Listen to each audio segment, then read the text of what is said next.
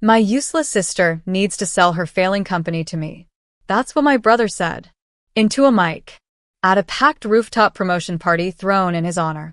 Laughter followed, tight, smug, corporate. My name is Elena. And from wherever you're watching this, stay with me. Have you ever stood in a room full of your own family and felt like a stain on the rug, something they wanted to clean up before the next photo? I had come to support him. Genuinely. He'd just made junior partner at some Manhattan investment firm. Ivy League MBA. Polished speech. Tailored suit. I gave him a congratulatory hug, handed him a bottle of vintage bourbon, and then watched him stab me in the chest with a smile. Let's be honest, he continued. My sister's little app is barely hanging on. I'll be doing her a favor. Right, Dad? Dad raised his glass. Let her go back to writing poems or whatever she studied. We need real strategy now. The crowd chuckled again. I didn't speak. I didn't defend myself. I just nodded slowly, turned away from the balcony lights, and walked out. No one followed me. No one asked how I felt. I guess it was easier to believe the lie than admit they never really knew who I was. At midnight, I sat in my one-bedroom apartment, surrounded by sticky notes, code drafts, and a half-eaten cupcake I had planned to gift him, with a handwritten card that said, "For every sibling who grew from your shadow." I tore it in half. Then I opened my laptop, checked the back end, refreshed the numbers, and smiled. Because they didn't know. They didn't know I had just closed a licensing deal, one that would integrate my platform into a nationwide chain of health clinics. They didn't know I was already profitable, that the failing company they mocked had been silently thriving because I chose to build quietly while they shouted from balconies. They thought I'd roll over, that I'd hand over the code, the patents, the purpose, like I owed them proof of worth. But the next morning, when they showed up at my office to take over, they didn't find desperation. They found locks changed, lawyers waiting, and a press release already live announcing something that turned their smug little smile into absolute silence. At exactly 9:02 a.m., they walked in like kings. My brother in his pressed navy suit, flanked by two interns who looked fresh out of a TED Talk, holding leather briefcases like they were about to buy history. Dad trailed behind, smug and casual, sipping his overpriced coffee, the same way he sipped away my self-worth growing up. I was sitting behind my desk, cool, quiet, controlled, wearing the same black turtleneck they once joked made me look like a barista with too many opinions. They didn't even greet me, just walked in, arms outstretched like it was already theirs. Let's make this quick, my brother said, dropping a printed one-page offer on my desk. We're prepared to absorb the company's debt and give you a small equity slice. You'll stay on for a transition period, 6 months max. Dad nodded approvingly. See, he's being generous. You're lucky he's not just shutting it down. I glanced at the paper. One sentence. 0 valuation accuracy. No mention of IP. No clue what they were actually stepping into. Absorb the debt? I said slowly, pushing the paper back across the desk. You mean the non-existent debt? The company that's been cash flow positive for 11 months straight? My brother blinked. What? I opened my laptop and spun it toward them, a dashboard glowing with live analytics. Real-time user growth. Licensing revenue. 3 major health networks on board. And, most importantly, a headline from that morning's Tech Chronicle. Underdog app disrupts health tech sector. Founder Elena Rivera lands $4.2 million round from Vision Capital. The silence was glorious. Dad leaned forward, squinting at the screen like the truth would shrink if he glared hard enough. That's fake.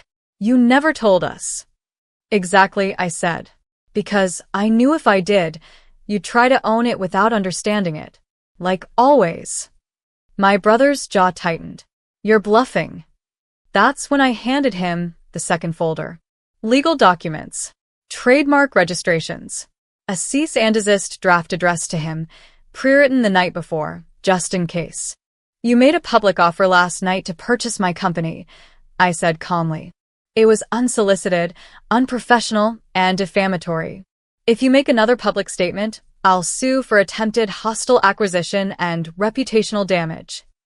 Dad stood there, speechless. You came to take over, I said, rising slowly. But what you actually did was walk into the headquarters of a company you have zero rights to and try to turn your failure to believe in me into leverage. I walked to the door and held it open. Now you can leave like businessmen, or security can escort you like liabilities. They walked, and this time, I didn't cry, because for the first time in my life, they weren't louder. I was louder with results. By noon, the news had already hit every inbox that mattered.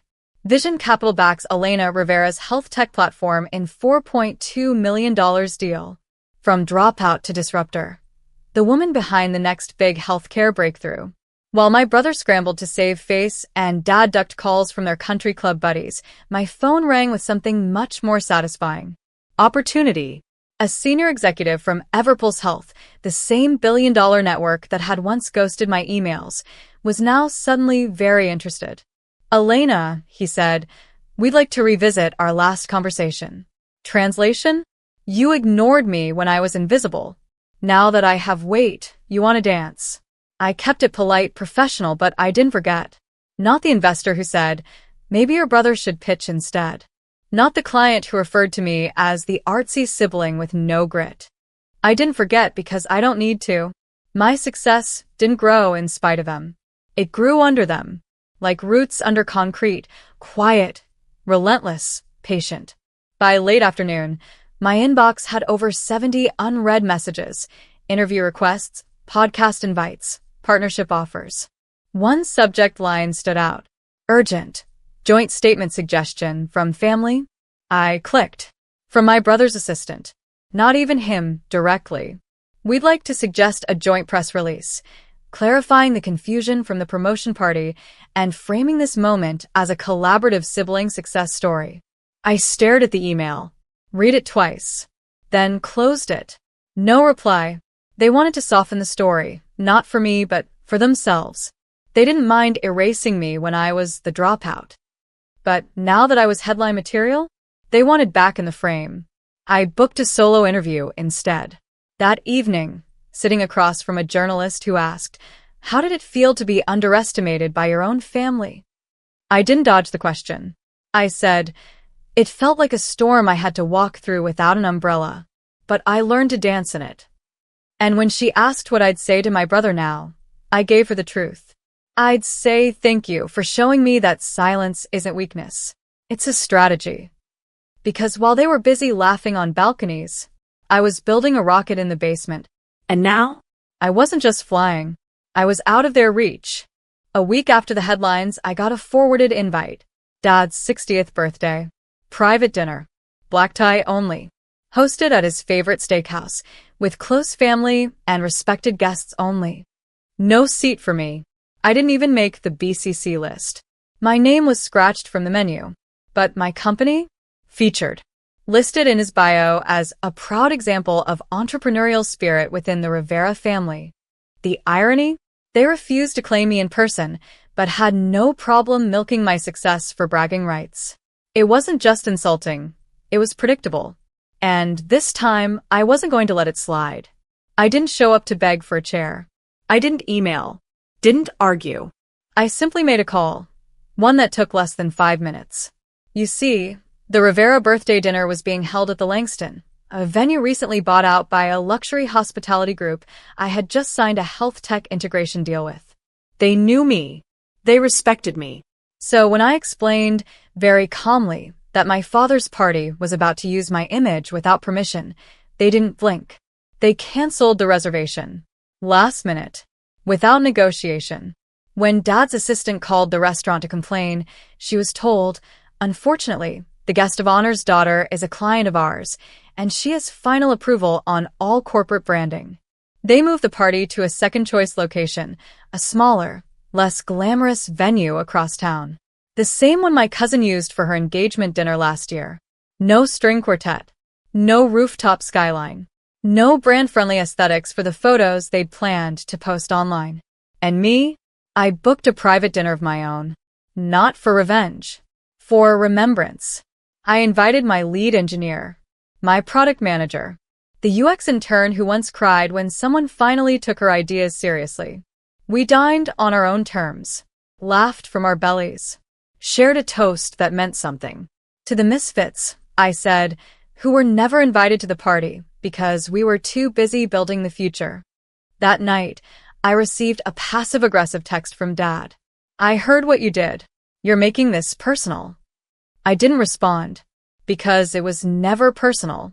It was positional, and I finally chose to sit where I belonged. Not at their table. At one I built myself. 3 days after the ruined dinner, I got an email from a glossy business magazine. They were featuring a story on modern family enterprises, and apparently, my father had pitched himself as the patriarch of an entrepreneurial dynasty. The article draft was attached. There it was in print. With his son leading a major finance firm and his daughter's tech company booming, Mr. Rivera is the proud architect of a family legacy grounded in vision and leadership. Architect?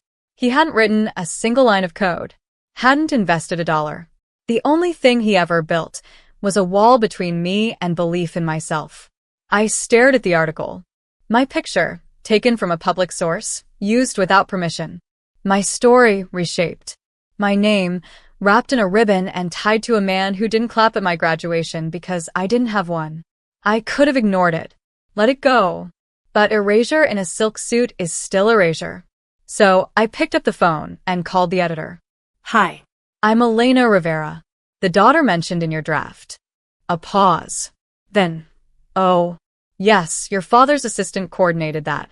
We'd love to set up a quote." "No," I interrupted, calm but firm. "What you printed isn't true. My father didn't help me build this company.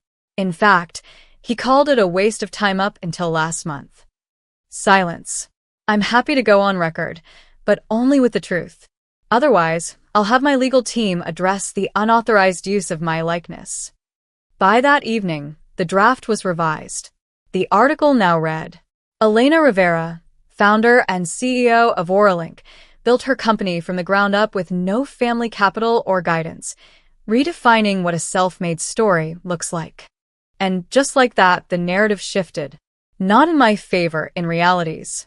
Because here's the part my family never understood. They treated my silence as weakness, not strategy. They thought if I wasn't shouting, I must be shrinking. But I wasn't hiding. I was sharpening. That week, I gave a keynote at a Women in Tech Summit. Thousands in the room. Cameras. Lights.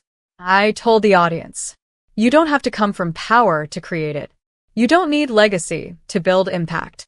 Sometimes, the ones who ignore you the longest give you the loudest reason to succeed. The applause wasn't polite. It was visceral, because every woman in that room had been the afterthought at someone else's table. But I was living proof that when they cut you out of the photo, you make your own frame and hang it where the world can't miss it. Friday afternoon. Sky gray. Phone on silent. I was deep in wireframe reviews with my team when the receptionist pinged me. "Your father's here. Wants a word." At first, I thought it was a mistake. But there he was, standing in the glass lobby of my headquarters. Same man who once told me, "You'll never get far without structure, or a man to structure it for you." Now he stood alone, hands tucked into his blazer like he didn't know what to do with them. I buzzed him in. He walked in slowly, scanning the clean, minimalist lines of the place like it was foreign territory because it was. I hadn't invited him here. Not once. This wasn't a space he built. This was soil I cultivated after being exiled from his garden. "Nice place," he said, trying to be casual. I nodded. "It is." He cleared his throat. I figured it was time we had a real talk. I gestured to the seating area. He sat on the edge of the couch like he didn't belong in the room, and he didn't. "I saw the article," he said after a long pause. "Didn't realize you were going to go that public." "You made it public," I replied, "when you pitched me as part of your legacy without asking." He sighed. "That wasn't my intent. But it was your instinct," I said. "To center yourself. To act like my work reflects you when all it reflects is the absence I had to outgrow." The weight of it landed. Heavy. Quiet. "I wasn't perfect," he muttered. "But I did what I thought was right." "No," I said, leaning forward. You did what was easy. You praised the son who mirrored you and dismissed the daughter who challenged you. You made love conditional. And when I succeeded, you tried to rewrite the credits. Silence again. Then, finally, he looked up. Eyes not proud. Not angry. Empty. I don't know how to fix this. You don't. He blinked. I stood. You don't get to rewrite the story now. You don't get to wear my success like a badge. But you do get to watch it. From the audience. Like everyone else. I offer my hand. Not to shake. To guide him out. He stood slowly, nodded once, and walked toward the elevator. Right before the doors closed, he turned. I underestimated you. I know. The doors shut, and I exhaled something I didn't even realize I'd been holding for years. Because that wasn't an apology, but it was a sentence. And I was done living between their commas. 2 days later, I got a text from my brother. First contact since the promotion party where he mocked me in front of hundreds and tried to turn my company into his punchline. Congrats on the press. Dinner sometime? Just us. I stared at it. The same brother who used to unplug my laptop mid-project when we were kids just to teach me resilience. The one who called my startup cute until the day it eclipsed his bonus. But I replied, sure. Your office.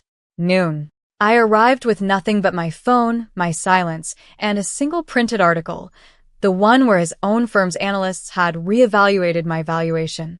He greeted me with that smug Ivy League smile he used to weaponize. But it faltered the moment he realized I hadn't come to reconcile. I'll cut to it, he said, trying to stay in control. You're winning right now. That's great. But these moments pass. Investors shift. Boards change. You need someone who understands that side of the game. I can help you scale. I tilted my head. Scale? I said. You mean the way you scaled that fund that just lost its third client? He flinched. I slid the article across the table. He didn't touch it. You know what's funny? I said. You tried to own what I built, and now you want to guide it because you finally realized I passed you. Quietly. Permanently. He scoffed. Don't let your ego kill momentum, Elena. My ego? I smiled. I was never allowed one. You and Dad made sure of that. But now that I've got some altitude, I'm keeping my hands on the wheel. He leaned back, frowning. I stood to leave. You see, when you announced that I'd be selling my failing company to you, you made a mistake. He raised an eyebrow. You thought I was playing to win your approval. I never was. I was playing to own my freedom. You don't know what that looks like because you've been playing to impress Dad your whole life. I walked toward the door. He called after me. So that's it? You won't even hear me out. I paused. Not until you say my name without sounding like it's attached to an asterisk. Then I left. Later that night, I checked LinkedIn. He'd posted a vague inspirational quote. Sometimes the loudest one in the room is the most afraid. No likes. No traction, because the loudest one in his room had already left and taken the spotlight with her. 6 months later, I stood on a stage in San Francisco, looking out at a room of 500 founders, most of them women, most of them, like me, told they didn't belong at the table unless they were bringing the napkins. My keynote was titled, Built from the Discarded. And I told the truth. About being the sibling who was always introduced with qualifiers. About the father who never asked what I did, just how it made him look. About the promotion party where I was publicly offered up like a pity asset, and the silence that followed when I turned out to be the real storm. The applause was long. Not polite. Not curated. Earned. That night, as I rode the elevator back up to my suite, my phone buzzed. A message from Mom. Saw the live stream. You were poised. Professional. Maybe a little harsh? But still, congrats. I stared at the message for a moment, then locked my phone without responding. Because I didn't need their commentary. I had clarity. When I opened the door to my suite, a small group from my team was already waiting, champagne chilling, phones buzzing with partnership offers from 2 major health networks that had just watched my talk. Any regrets?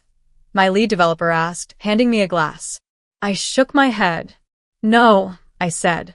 I used to want their respect, but now I've got something better. What's that? Distance. And a view.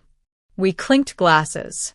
That night, I walked out onto the balcony alone, the wind brushing past my face like a curtain lifting on the final act. I thought of the party where I was humiliated, of the office where I shut down their takeover, of the article, the uninvited dinner, the meetings they tried to twist back into control, and how none of it worked, because you can't inherit what you never built. You can't lead something you never carried. And you can't claim someone's story, not when they've already written the ending. That ending? It didn't include apologies. It included ownership, not just of a company, of my voice, of my value, of my name, without an asterisk. So, if you ever hear someone call me the dropout again, let them. Because now, when they come looking for the next big thing, they're walking through doors I built, under a name they tried to bury, and every light above them shines because I flipped the switch. The hostess smiled at me as I stepped into the restaurant, all glittering chandeliers and soft jazz. I tightened my grip on the small gift bag in my hand, a watch I knew my nephew had been eyeing for months. It was his big night. Promotion at a top firm. The family was throwing him a celebration dinner, and I'd been invited, technically. I was wearing my best navy dress. Not flashy, just nice. Appropriate. I had even curled my hair. My brother met me near the front desk. "Oh, hey," he said, like he'd just remembered I existed. "Yeah, about the table, it's full. We had to keep it tight. You know how it is." I blinked. But I thought. He cut me off with a plastic smile. "Seats are reserved for real family." He handed me a takeout box. "We asked the kitchen to prep you something. You can hang out near the lobby. It's quieter out there anyway." He patted my shoulder and turned without waiting for a response. I stood there for a full 5 seconds. Frozen. The gift bag trembled in my hand.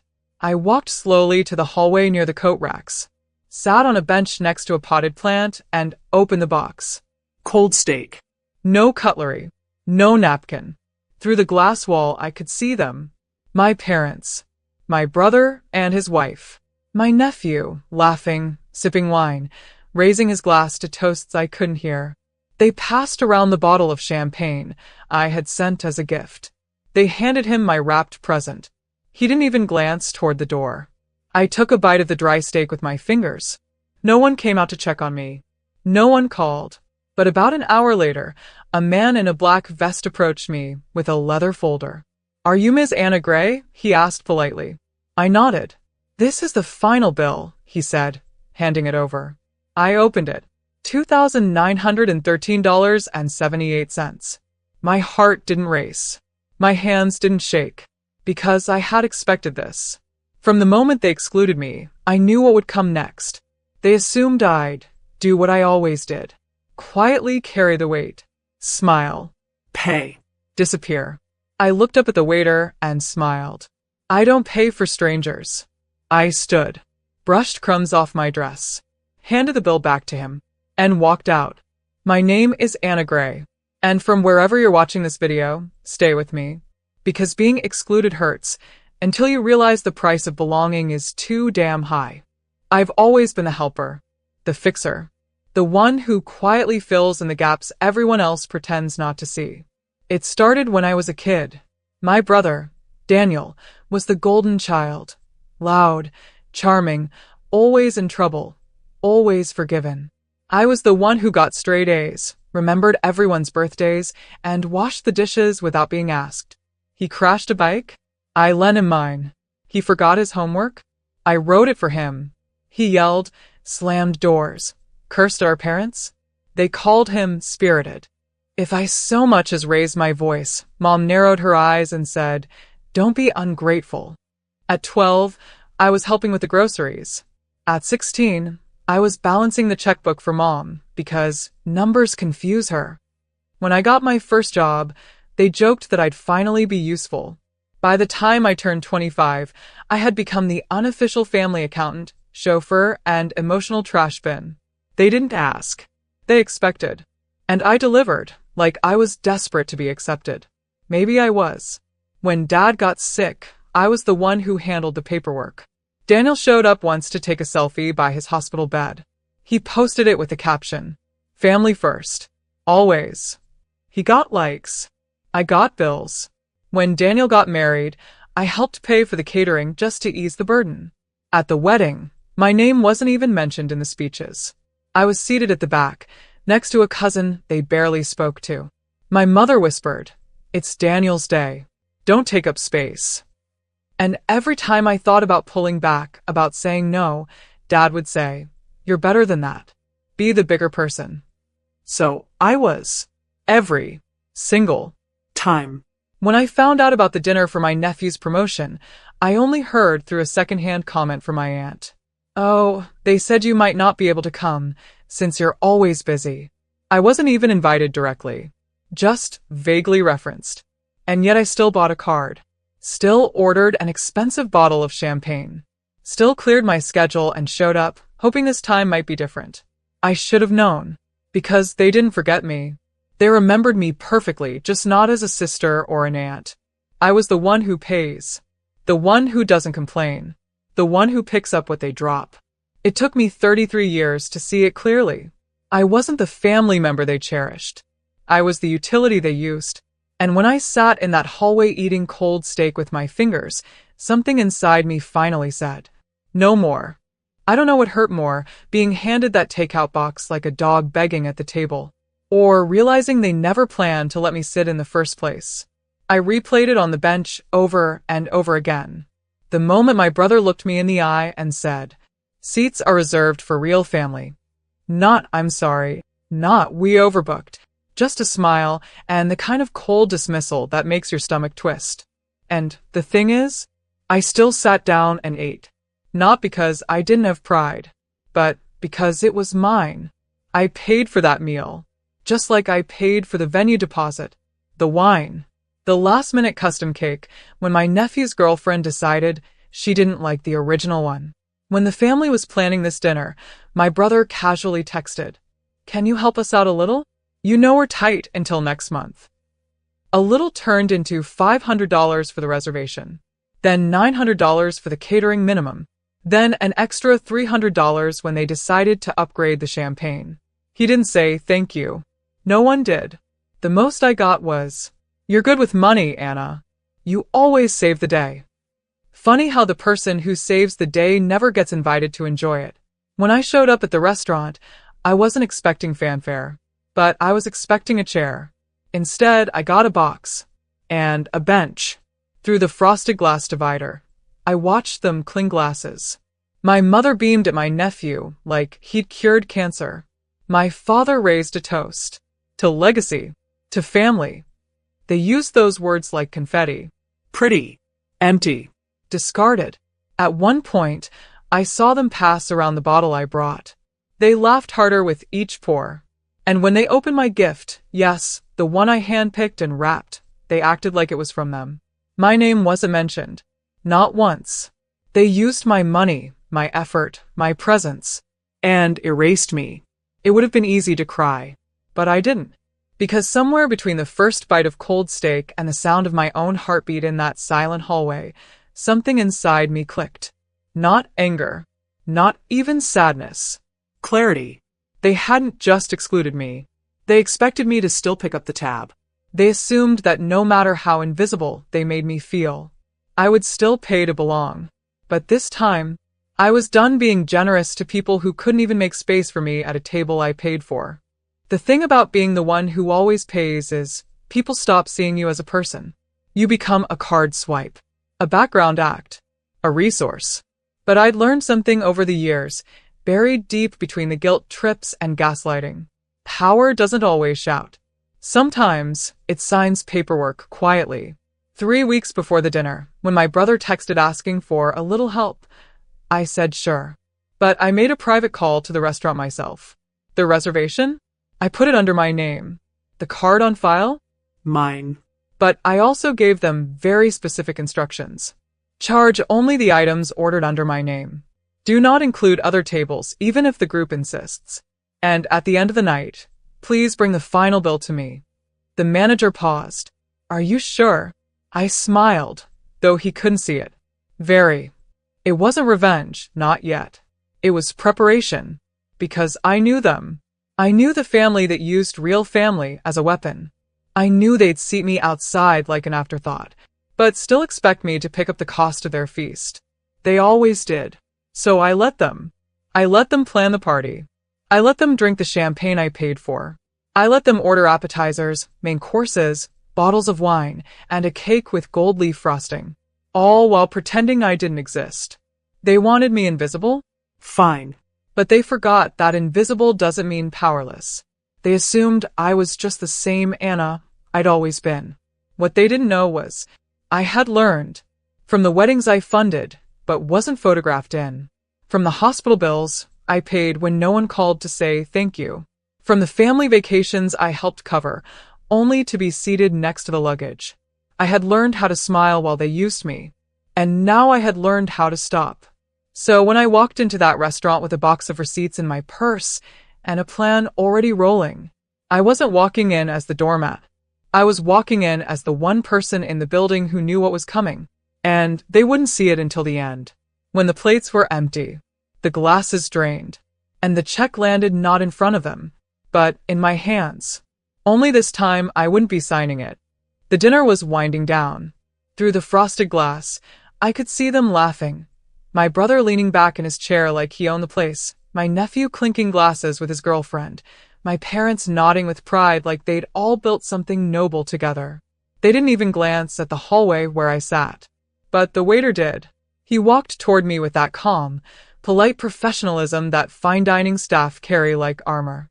In his hand was the black leather bill folder, thick with itemized damage. He cleared his throat. Ms. Gray? I looked up. Yes. He handed it to me.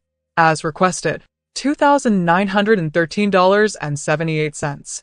My brother appeared seconds later, all swagger and assumption. Hey, there you are. They brought the check to the wrong spot, but you've got it, right? His voice was smug, casual, like he was talking to an assistant, not the sister he'd just banished to the hallway. I closed the bill folder slowly, looked up at him, and smiled. No, I said. Calm. Clear. I don't. He blinked. What? I don't got it. I repeated. I don't pay for strangers. The words didn't hit at first, but then I saw it, the shift in his face. Confusion to shock. Behind him, my mother stood from her chair. My father turned around. Anna, my mom said sharply, stepping closer. What is this? I handed the folder back to the waiter. I've paid for nothing on that bill. My instructions were clear. She scoffed. You always pay. Exactly, I said. Always. And I'm done. My brother laughed nervously, trying to play it off. Come on, don't make a scene.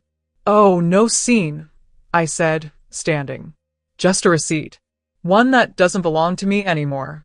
They were still frozen in place when I walked toward the door. Anna, wait. My dad finally called out. We don't have our cards. I turned once. Sounds like a family emergency, I said. Good thing I'm not family, right? Then I left. Outside, the night was warm and still. I could hear the beginnings of chaos inside. Voices raised, phones pulled out, blame bouncing around like a pinball machine. The family that had used me like an ATM had just been handed their first real check. And they couldn't afford it. I slid into my car, rolled down the window, and for the first time in years felt light. Not petty. Not vengeful. Just free. Because it wasn't about the money. It was about finally saying no to the people who only valued me for what I could give. They gave me a takeout box and a cold hallway. I gave them the bill. Fair if you ask me.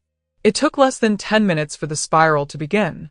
According to a cousin who messaged me the next morning, the waiter had politely returned to their table and said, "The guest of record has declined the bill. Will someone else be covering the total tonight?" There was a pause, then panic. My brother blustered first. There must be some mistake. My sister always handles this. The waiter stood firm. She requested to be excluded from the final tab and confirmed it in writing 3 weeks ago. My mother hissed, she's bluffing. She wouldn't humiliate us like this. But I had. And I wasn't bluffing. They all froze, realizing no one brought a wallet. Why would they? When Anna pays. My nephew's girlfriend awkwardly pulled out her phone. I can Venmo my dad. Guests began whispering. Some quietly excused themselves, murmuring about babysitters, early mornings, and I think I left something in the car. Others stayed and watched like it was dinner theater. The manager stepped in. Unfortunately, someone must provide a payment method. The reservation is under Ms. Gray, but she is not liable for charges not authorized by her. My brother was red-faced. You know how much we've given her over the years? A woman at another table muttered, Didn't she pay for your wedding? And just like that, the dominoes fell. My mother pulled out her phone and began dialing, hands shaking. My dad just sat there, quiet as usual, looking like he was finally realizing the silence he used to escape conflict had let the foundation rot. In the end, they split the bill across 4 different cards. The restaurant manager made them calculate it tableside. No grace. No excuses. They left no tip. And no dignity. Meanwhile, I was home, candles lit, bath running, phone on silent. When I finally turned it back on the next morning, there were 7 missed calls from my mother, 2 voicemails from my brother, and a text from my father that simply read, You didn't have to do that. I stared at it, then laughed. Because yes, I did. I had to do that. Because no matter how much I paid, how much I gave, how small I made myself to fit into a space they never offered, I was never going to be seen, never going to be respected, never going to be more than the wallet in the hallway. So I stopped trying.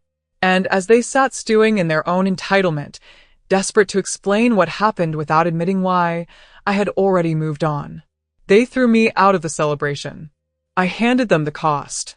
And for the first time in my life, I didn't feel guilty. The thing about cutting people off, especially family, is that it doesn't happen all at once. It starts in pieces. A conversation you don't return. A group chat you silently leave. An event you hear about but don't attend. After the dinner debacle, I didn't send a dramatic message. I didn't explain or defend. I simply withdrew. No more birthday cards. No more, can you just help us this once? No more transfers labeled emergency from people who were never in mine. And the silence that followed? It wasn't punishment. It was peace. I paid off my credit cards. All of them. The money I would have spent on their dinners, gifts, and guilt-fueled obligations, I used it to renovate my small kitchen. I bought myself a new car, one that didn't shake every time I braked. I joined a local business group and eventually launched something that had lived in the back of my mind for years. A mentorship platform for women learning to say no. It was called Boundary Bank, protecting your energy and your earnings. Every week, I'd get emails from women who sounded just like me. Tired. Drained. Holding 100 broken relationships together with their own wallet and willpower.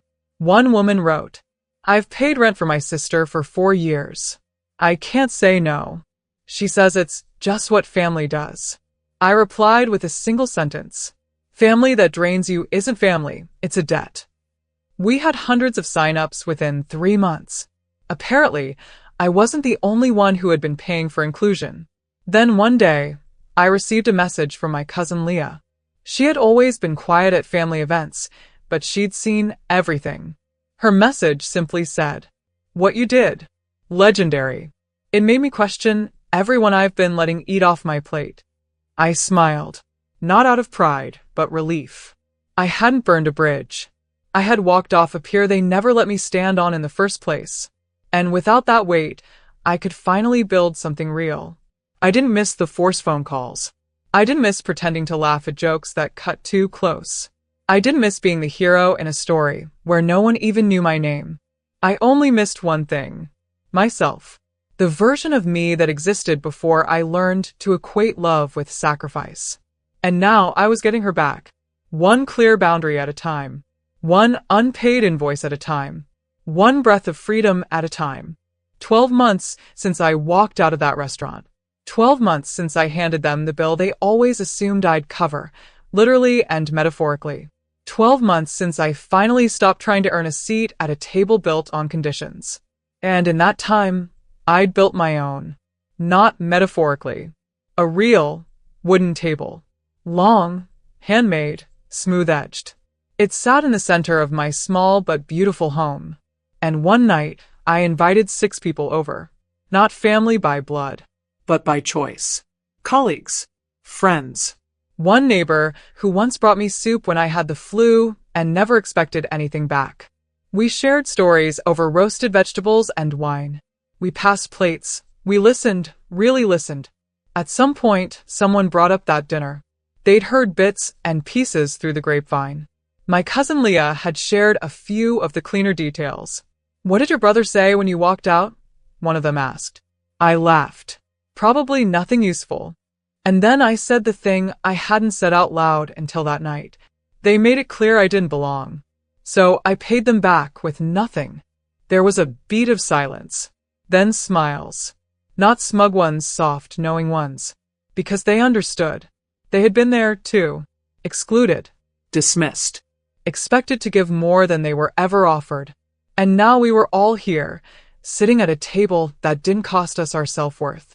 Later that night, after everyone had gone and the dishes were stacked neatly by the sink, I sat at the head of the table with a cup of tea and looked around. No gold-trimmed dinnerware. No champagne tower. No cold steak in a box. Just warmth. Peace. And presence. My phone buzzed on the counter. A text from an unknown number. "Mom wants to know if you'll be coming to your nephew's graduation dinner next month. She says it's time to let things go." I didn't respond. Didn't even flinch. I turned the phone face down and took another sip of tea. Because here's the truth. They never actually asked me to let things go. They asked me to go back. To the same seat in the hallway. To the same role they could abuse quietly. But I wasn't going back. I had finally learned who I was without their receipts. And I liked her. The one who didn't pay for validation. The one who said no without guilt. The one who sat at a table surrounded by real love, earned, mutual, and free. Because in the end, they reserved seats for real family. So I built a new table and invited only the ones who saw me as I am, not what I could give. Turns out the best seat at the table is the one I gave myself.